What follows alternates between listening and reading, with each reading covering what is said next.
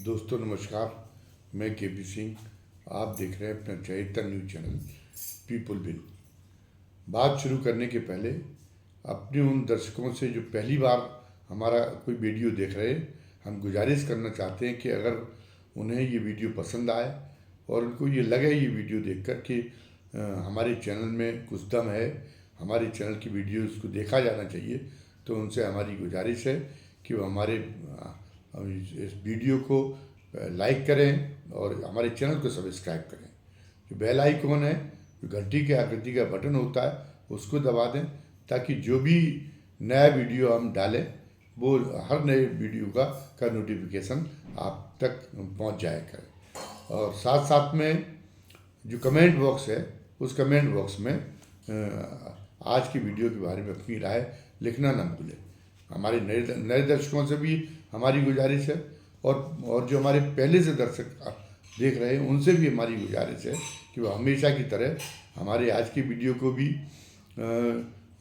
Like करें और ज़्यादा से ज़्यादा संख्या में शेयर करें और कमेंट बॉक्स में वो भी अपनी राय आज की वीडियो के बारे में ज़रूर दर्ज कराएं। नए दर्शकों से हमारा ये कहना है कि वो खुद तो हमारे चैनल को सब्सक्राइब करें ही, अगर उनको ये लगता है कि नहीं हमारे चैनल का समर्थन किया जाना चाहिए, हमारे चैनल का सहयोग किया जाना चाहिए, तो उनसे हमारा निवेदन है कि वो अपने घर के लोगों को, अपने रिश्तेदारों को और अपने अन्य मित्रों को भी ज़्यादा से ज़्यादा संख्या में हमारा चैनल सब्सक्राइब करने के लिए प्रेरित करें। तो आज का वीडियो है उत्तर प्रदेश में जो रोचक जंग छिड़ी हुई है अखिलेश यादव में और योगी सरकार के बीच में। वो जो योगी सरकार के ऊपर एक टैग सा चिपक गया है, हालांकि वो बहुत ही इसका खंडन देने की कोशिश कर रहे हैं कि ये एक ठाकुरवाद का टैग लग गया है और दूसरा ये है कि पीडीए यानी दलित, पिछड़ा और अल्पसंख्यक विरोधी होने का। खैर मुसलमानों से का तो वो समर्थन चाहते भी नहीं है, क्योंकि उन्हें लगता है कि पूरी उनकी जो राजनीतिक शक्ति है वो मुसलमानों से दूर रहने के आधार पर उनके प्रति उठाए जाने वाले दमनात्मक कदमों की वजह से ही उनको सारी राजनीतिक शक्ति अर्जित हुई है और वो उसी से परिपुष्ट हो सकती है। तो ठीक है, वो उनकी राजनीतिक ज़रूरत है कि वो अल्पसंख्यकों की उपेक्षा करें, उनके प्रति उनको अंकुश में रखने वाली एक कठोर दृष्टि रखें, कोई ऐतराज़ नहीं है। लेकिन ये बात दलितों और पिछड़ों पर तो लागू नहीं होनी चाहिए, क्योंकि वो योगी जी बात करते हैं कि एक रहोगे तो सेफ रहोगे, तो एक रहोगे तो सेफ रहोगे, तो एक कैसे रहे? जो ज़्यादा संख्या है हिंदू समाज की, जिसके लिए वो कह रहे हैं कि एक रहो, तो हिंदू समाज की ज़्यादा संख्या तो दलित और पिछड़े वर्ग में ही निहित है। वो उसकी ज़्यादातर आबादी, उसका जो बहुमत है वो तो दलित और पिछड़ों में ही बहुतायत दलित और पिछड़ों में ही निहित है। तो दलित और पिछड़ों के प्रति अगर कोई ये संदेश जाएगा कि वो दलित और पिछड़ों के प्रति उनके प्रति एक दोयम दर्जे की दृष्टि रखते हैं, तो इससे तो एक बड़ा राजनीतिक नुकसान होगा और इस मामले में प्रतिवाद किया जाना चाहिए समय पर। तो ये अखिलेश यादव ने इसी कमज़ोर नस को पकड़ने की उनकी कोशिश की है और हाल में उन्होंने कई जिलों के कई कमिश्नरियों के नाम गिनाए थे, जिसमें उन्होंने बताया था कि किस तरीके से बहुत ही कम अनुपात में दलित और पिछड़े जो है वो थानेदार रखे जा रहे हैं, बहुत कितने कम अनुपात में, और सारे के सारे थानेदार जनरल कास्ट के रखे जा रहे हैं। इसके बाद में इस बीच में जो केंद्र सरकार से भी इस चीज़ को गंभीरता से लिया गया है, इसका प्रतिवाद न करने का जो एक राजनीतिक जोखिम हो सकता है, वो केंद्र सरकार ने भी महसूस किया है। तो फिर उनकी योगी आदित्यनाथ की हठधर्मिता पर अंकुश लगाने के तेवर भारतीय जनता पार्टी के केंद्रीय नेतृत्व ने भी दिखाए। तो उसका नतीजा ये है कि अब योगी सरकार को ये महसूस हुआ कि वो जो अखिलेश यादव अगर इस ढंग का या दूसरे कोई नेता आरोप लगाएं तो उनका तत्काल प्रतिवाद किया जाए। तो थानेदारों की तैनाती के संबंध में जो अखिलेश यादव ने आरोप लगाए थे, तो फिर और जिन जिलों का नाम लिया था उन जिलों के बारे में सरकार तो आगे नहीं आई, मतलब योगी आदित्यनाथ तो सफाई देने के लिए आगे नहीं आए, लेकिन कार्यवाहक डीजीपी प्रशांत कुमार को इसके लिए आगे किया गया। और प्रशांत कुमार ने बताया कि ये भ्रम फैलाया जा रहा है, ये अफवाहें फैलाई जा रही हैं, ये ठीक नहीं है। और वरिष्ठ नेताओं को ये उन्होंने एक तरह से कहा कि शोभा नहीं देता ये कहें। और उन्होंने कहा कि निर्धारित मानकों के अनुसार ही जो थानेदारों की तैनाती के बारे में जो निर्धारित मानक है, उन्हीं के अनुसार से थानेदारों, उसी के अनुपात में थानेदारों की नियुक्ति की जा रही। तो फिर इसके बाद में उनके इशारे पर जिन जिलों का नाम लिया था या कमिश्नरियों का नाम लिया था, उनके जो सर्वोच्च पुलिस अफसरों ने वो आंकड़े जारी करने शुरू किए। तो उसमें हम 3 बड़े जगह का नाम लेंगे। एक तो आगरा कमिश्नरी के बारे में। तो आगरा कमिश्नरी के बारे में जो अखिलेश यादव ने कहा था, उसके विरुद्ध जो आगरा के पुलिस कमिश्नर ने जो आंकड़े जारी किए हैं, तो उनका दावा ये है कि 39% तो हमारे यहाँ ओबीसी के हैं जो थानेदार हैं, और 18% एससी के थानेदार हैं। तो कुल मिला के लगभग 50% का कि थानेदार वहाँ पे एससी ओबीसी हैं। तो ये तो अनुपात ठीक लगता है। अगर ये अनुपात सही है तो मैनपुरी के वरिष्ठ पुलिस अधीक्षक ने जो आंकड़े जारी किए, तो उसमें ही उन्होंने बताया कि 31% तो ओबीसी है उनके यहाँ, और 19% थानाध्यक्ष एससी है। तो ये भी कुल मिला के ये भी आंकड़ा जो है वो काफ़ी हद तक संतोषजनक है। ये भी लगभग 50% के करीब पड़ता है। प्रयागराज के पुलिस कमिश्नर ने बताया कि हमारे यहाँ 40% थाना प्रभारी ओबीसी और एससी वर्ग से आते हैं। मुसलमान तो कहीं है नहीं, तो उसकी और वो सरकार की नीति में भी नहीं है, तो वो उसके बारे में कोई स्पष्टीकरण देने की ज़रूरत नहीं। लेकिन ये कोई अखिलेश यादव ने, हमारा ये कहना है कि ये भारतीय जनता पार्टी के केंद्रीय नेतृत्व के हस्तक्षेप के बाद में ये योगी सरकार को मजबूरन ये प्रतिवाद के लिए आगे आना पड़ा, वरना इसके पहले भी आरोप लगाए जा रहे थे। कोई प्रतिवाद के लिए योगी सरकार की तरफ से कोई प्रतिवाद नहीं किया जा रहा था। तो उसमें ये था कि जो है वो, जैसे लखनऊ कमिश्नरेट के बारे में ये बताया गया था कि वहाँ पे जो सांसद है चंद्रशेखर आज़ाद, उन्होंने जन सूचना अधिकार अधिनियम के तहत जानकारी मांगी थी कि जातिवार थानाध्यक्ष कितने हैं लखनऊ कमिश्नरेट में। तो बताया गया था कि 80% थानाध्यक्ष, थाना प्रभारी वो जो है वो ब्राह्मण और ठाकुर जाति के। अब ये बड़ी तेज़ी के साथ में अफवाह फैली थी, और पिछड़ी जातियों में और अनुसूचित जातियों में इसकी वजह से अनुसूचित जनजातियों में एक असंतोष का गुबार भी देखा गया था। अब पता नहीं ये बात कितनी सही थी, हम इसकी पुष्टि नहीं कर सकते कि वास्तव में जन सूचना अधिकार अधिनियम के तहत कोई ऐसा आंकड़ा खुद लखनऊ कमिश्नरी ने दिया था या नहीं दिया था, या ये केवल अफवाह मात्र थी। लेकिन इससे सरकार का नुकसान हुआ, और इसके बावजूद भी सरकार ने वस्तुस्थिति को स्पष्ट करने की कोई ज़रूरत नहीं समझी। तो ये उसकी मूक सहमति मानी गई कि सरकार की, कि हाँ 80% लोग जो है वो 80% ठाकुर और ब्राह्मण दो ही जाति के अधिकारी हैं। तो निश्चित रूप से असंतोष पैदा करने वाली है कि एक बेहतर प्रशासन के लिए, एक बेहतर व्यवस्था के लिए, उसमें जो समाज के जितने घटक हैं सबको एक समुचित सबका प्रतिनिधित्व होना चाहिए। और अगर लखनऊ कमिश्नरेट में अगर ऐसा कोई किया गया था तो 80% केवल ठाकुर ब्राह्मण थाना प्रभारी तैनात कर दिए गए थे, तो कायदे से तो ये होना चाहिए था, इसमें तत्कालीन सुधार का बयान जारी होना चाहिए था, और समुचित मात्रा में दलित और पिछड़े अधिकारी नियुक्त किए जाने चाहिए थे। और यदि ऐसा नहीं था, पहले से पर्याप्त संख्या में दलित और पिछड़े थे, तो फिर सरकार को जवाब देना चाहिए था। अगर सरकार ने, योगी जी ने नहीं सोच लिया था, योगी जी ने अगर ये सोच रखा था कि हम तो किसी भी जवाबदेही के जो है से परे हैं और हमें क्या ज़रूरत सफाई देने की, हम तो हिंदू हृदय सम्राट बन चुके हैं, तो जो है तो हम अपनी कमजोरी क्यों दिखाएं सफाई बन की सफाई देकर। ये उनकी जो खामखागी की जो शान थी, जो उनके खामखागी जो उनकी ये हेकड़ी थी, केंद्र ने इसको, भारतीय जनता पार्टी की केंद्रीय नेतृत्व ने इसको मंजूर नहीं किया। ये अब की सफाई से जाहिर हो चुका। इसी तरह से रायबरेली में जब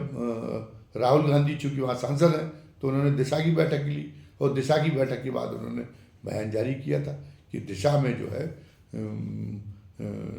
कि जब मैंने दिशा की बैठक के बाद में अधिकारियों का परिचय लिया तो मुझे वहाँ दलित और पिछड़े अधिकारी नज़र ही नहीं आए। अगर होंगे भी तो नाम मात्र के होंगे। तो इतना नेता प्रतिपक्ष है राहुल गांधी संसद में, वो ये बात कह रहे हैं तो वो उस बात को लोग संज्ञान में लेंगे। उस बात को एक बड़ा वर्ग उस बात पर विश्वास कर सकता है। तो इस नाते योगी जी को ये चाहिए था, योगी जी की सरकार को, कि अगर उनकी बात गलत थी तो उसके बारे में उनको फिर वहाँ रायबरेली के बारे में भी, जैसे अभी डीजीपी ने आंकड़े जारी कराए, वो अगर खुद नहीं कर रही थी, खुद अगर उनको इसमें कोई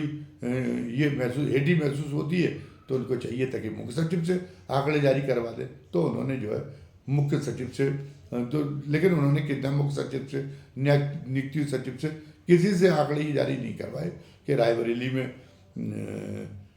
जो है वो दलित और पिछड़े वर्ग के अधिकारी नाम मात्र के। और राहुल गांधी ने कहा था कि पूरे उत्तर प्रदेश भर में, तो वो तो मान रहे थे कि योगी जी का जो ये मुगालता था कि नहीं, वो तो हिंदू हृदय सम्राट है और उन पर इस तरीके से जो उन पर हमले करने की कोशिश होती है वो उसका कोई मतलब नहीं है, इसलिए हम क्यों जवाब दें। केंद्र ने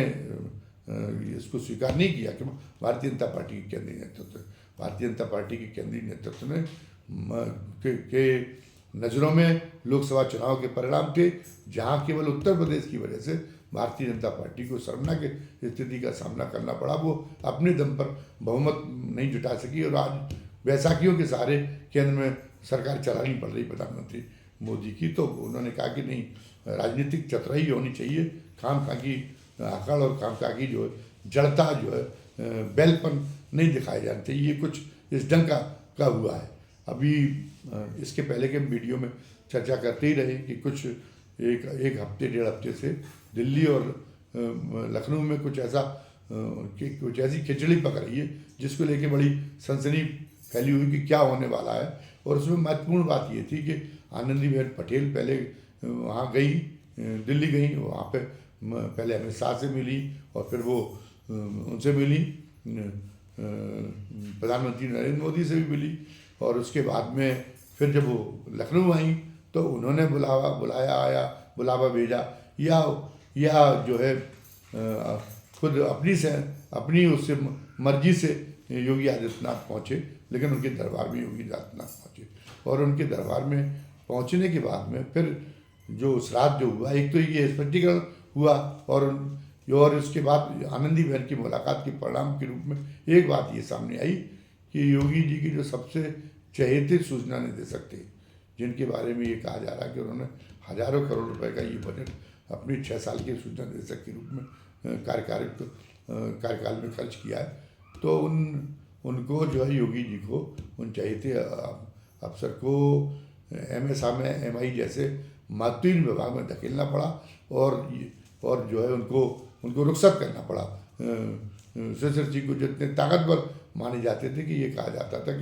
कि अपर मुख्य सचिव से भी जिनकी वो जिनसे उनकी नहीं पड़ती थी वो उनको भी बदलवा देते थे, और वो एक प्रमोटी IAS होते हुए भी वो प्रदेश के सबसे शक्तिशाली IAS में शुमार किए जाने लगे थे। तो वो जो है आनंदीबेन पटेल से जो मिलकर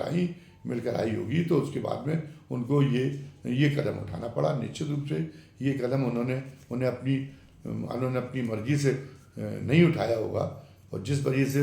उनकी जो घेराबंदी हो रही, तो ऊपरी तौर पे भले ही वो कहते हो कि मैं लखनऊ में रहकर और उत्तर प्रदेश की जनता की सेवा करते करते मैं चाहता हूँ कि गोरखपुर मठ में चला जाऊँ, लेकिन निश्चित रूप से मठ में चले जाने की बात नहीं। वो इस बीच में उनकी मुद्रा बहुत ही विचलित देखी गई और इस घेराबंदी से वो कहीं ना कहीं घबरा गए थे। तो फिर उन्होंने उन्होंने कर लिया था कि मैं एक अनुचर मुख्यमंत्री नहीं हूँ, मैं तो स्वतंत्र मुख्यमंत्री के रूप में अपना काम, मैं उत्तर प्रदेश की सत्ता अपने स्वतंत्र रूप से रहकर चला रहा हूँ, मैं मेरे ऊपर किसी का हुक्म नहीं चलेगा। जो इस ढंग का जो संकेत देने लगे थे, तो वो संकेतों को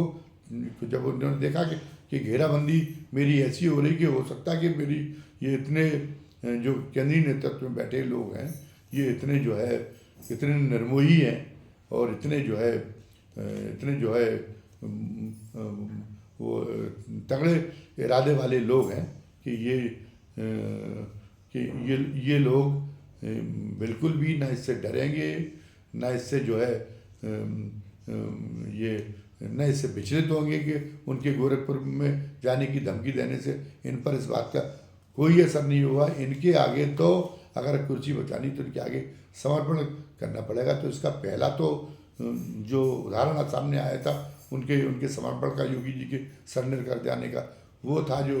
नोएडा के गाजियाबाद के पुलिस कमिश्नर के ट्रांसफ़र का। यद्यपि उन्होंने उनको जो है प्रयागराज जोन में आईजी बना के उनको भेज दिया था, लेकिन फिर उन्होंने ये उनको मतलब महत्वपूर्ण स्थिति तो बरकरार रखी थी, लेकिन गाजियाबाद में से उनको हटाना पड़ा और इससे उनकी पर्याप्त ये जाहिर हो गया था कि नहीं, अब योगी जी जो है ढीले पड़ गए और कहीं ना कहीं कमजोरी महसूस करने लगे। वरना जिस तरह से जैसे उनको हटवाने के लिए जो नंद किशोर गुर्जर जो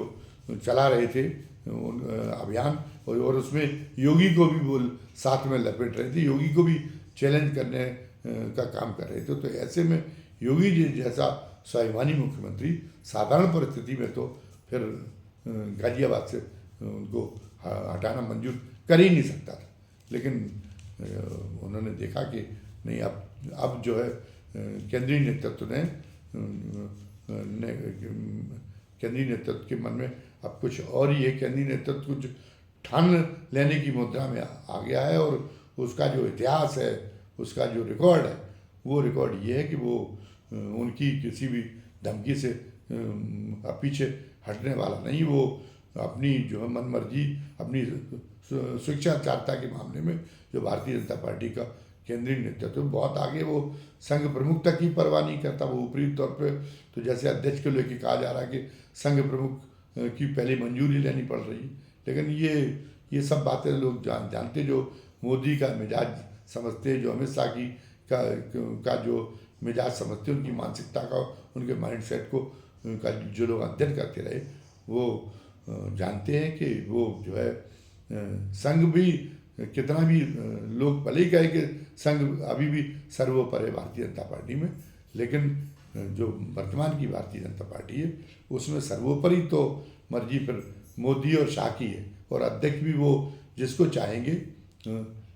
वही उसी को बना के रहेंगे। वो इस मामले में वो न दबाव स्वीकार करते हैं और अपना दबाव मनवाने में मतलब वो सफल होते हैं। तो फिर योगी जी की तो विसाखती क्या थी, तो एक तो उन्होंने ये काम उस समय ये सामने आ गया था योगी जी की कमजोरी, और अब ये सामने आ गया जब उन्होंने उनको हटाया शिशिर सिंह को। और लेकिन ये बात दूसरी कि शिशिर सिंह को हटाने के बाद में भी उनके ऊपर जातिवाद का जो टैग लगता है, वो टैग को उसको जो है उस टैग को मिटाने के लिए होना तो ये चाहिए था कि किसी और कास्ट का जो बना देते उसको सूचना निदेशक, लेकिन सूचना एवं संस्कृति विभाग के निदेशक के लिए फिर उनके एक सजाती अधिकारी का ही नाम उनके जहन में आया। वो किसी और कास्ट के अधिकारी का नाम सामने नहीं आ पाया, और वो जो है वो उन्होंने जो भदोही के डीएम थे विशाल सिंह, उनकी कमान शिशिर सिंह की जगह उनको स्थापित किया है। दूसरा महत्वपूर्ण जो ट्रांसफ़र हुआ है, वैसे तो 11 जिलों के डीएम बदले गए, 33 आईएएस बदले गए, लेकिन जिन ट्रांसफ़र की चर्चा उनके बारे में हम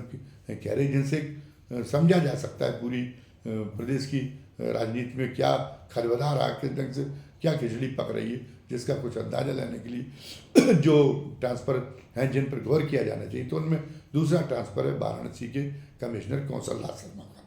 कौशल राज शर्मा डीएम भी बनारस में लंबे समय तक रहे, फिर वहीं कमिश्नर बन गए थे, और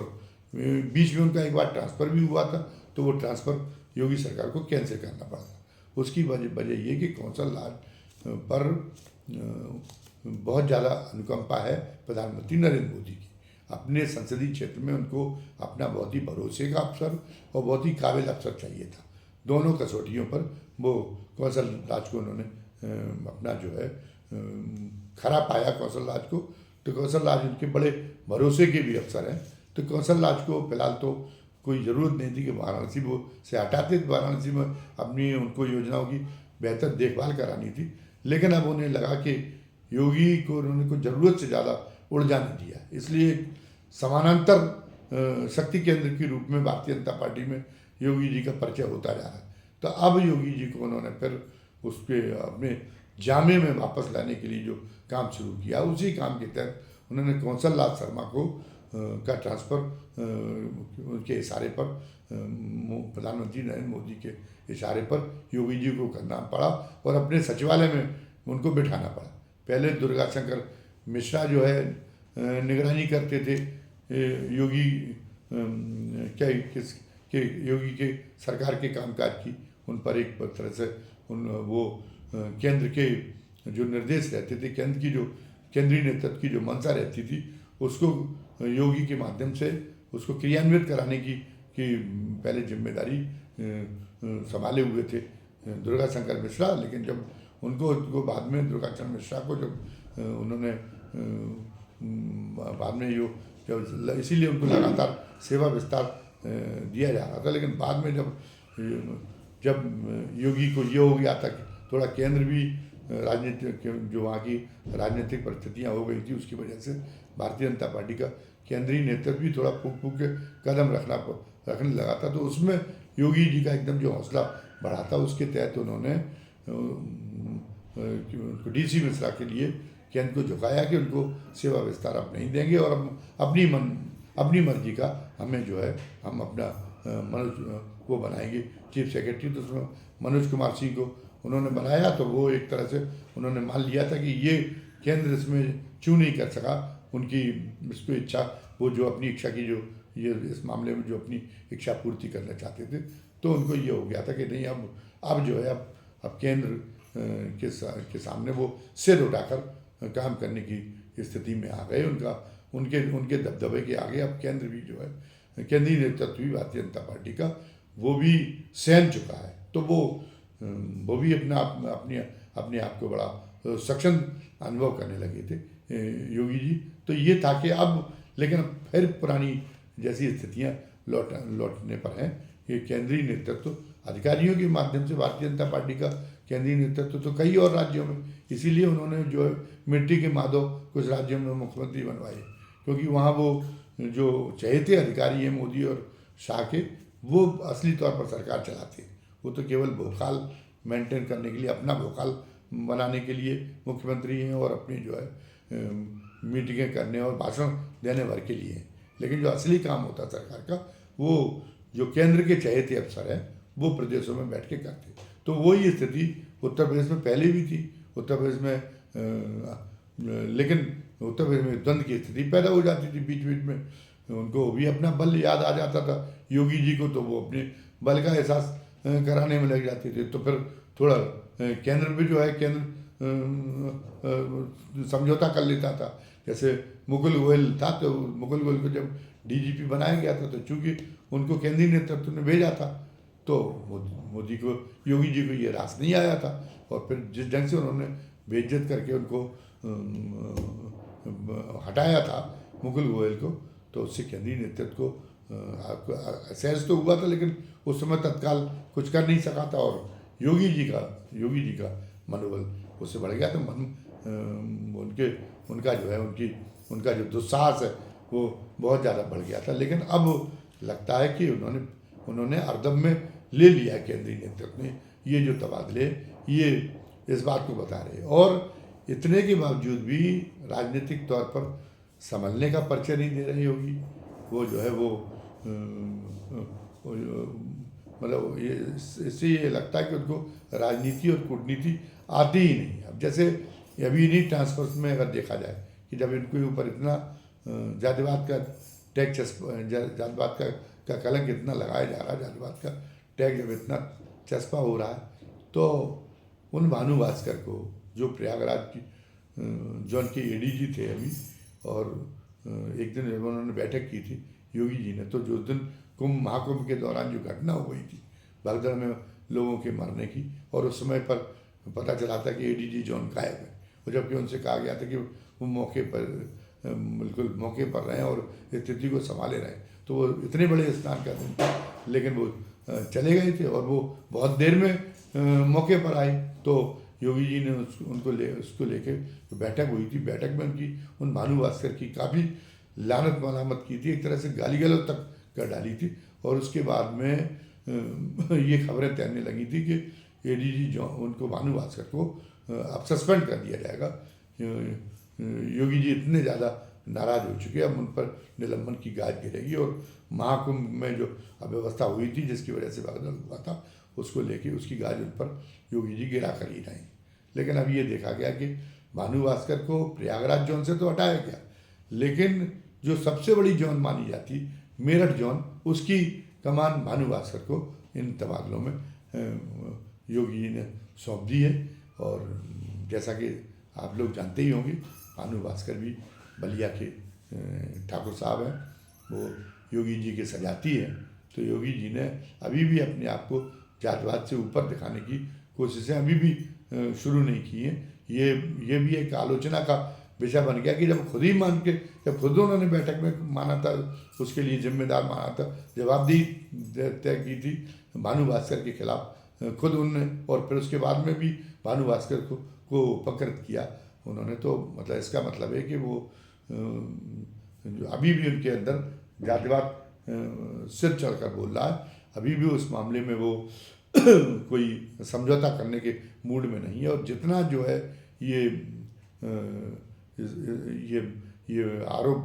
जितने ज़्यादा गाढ़े होते जाएंगे, अगर अब योगी जी पे बहुत ही विपक्ष भी बहुत पैनी निगाह रख रहा है, तो दो बातें उनके लिए बहुत, उनके करियर के लिए बहुत घातक साबित होंगी। एक तो यदि उन्होंने जातिवाद को निभाने का बिल्कुल नशा उन्होंने अपना हल्का नहीं किया, तो एक तो ये उनके लिए बहुत, उनके करियर के लिए बहुत घातक होगा। और दूसरी बात ये है कि जो समय की मांग है, जो लोकतंत्र की जो मांग है, उसमें जो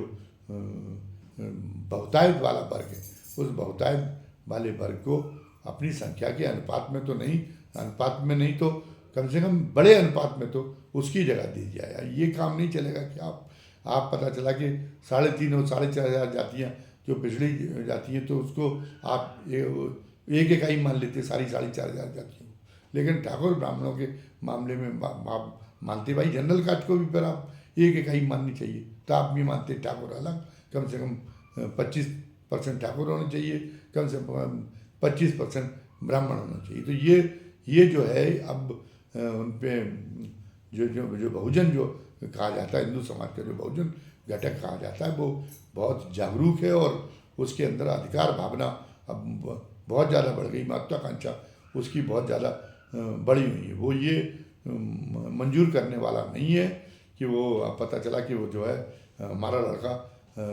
ऐसा ही हो जाए, फिर तो ऐसा ही इंस्पेक्टर हो जाए और सीओ तक हो जाए, लेकिन वो न किसी थाने का प्रभारी बन पाए, न किसी सर्किल का इंचार्ज बन पाए, वो दफ्तर में रह की नौकरी कट जाए। हो गया होगा मंडल आयोग की वजह से, हम ख़त्म नहीं कर रहे, बन जाइए आप IAS और IPS, हम आपको किसी ज़िले में न जिलाधिकारी बनाएंगे, न आपको किसी ज़िले में